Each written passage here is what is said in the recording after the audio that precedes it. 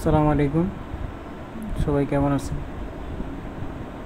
সবারই একটা প্রবলেম এটা হচ্ছে কি, এই যে রিউজ কন্টেন্ট যেটা মনিটাইজ হওয়ার পরও আসে, মনিটাইজ না হলেও আসে।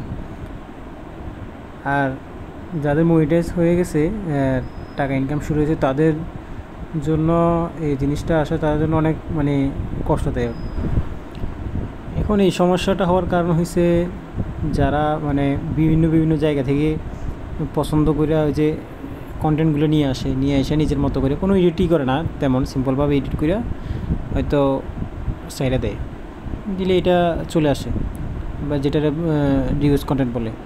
আর এখন এটা থেকে বাঁচতে হলে আপনার যদি কপিরাইট রিউজ কন্টেন্ট যদি থাকে, তাহলে আপনি তো আপিল করতে পারবেন না। এটার থেকে বাঁচতে হলে যদি অল্প কয়েকদিনের জন্য আপনি আপনার অল্প কয়েকদিনের মধ্যে চ্যানেলটা ফিরে পেতে চান, তাহলে আপনার আপিল করতে হবে। কারণ আপিল করতে হলে আপনার কোনো কন্টেন্ট ডিলিট করা যাবে না।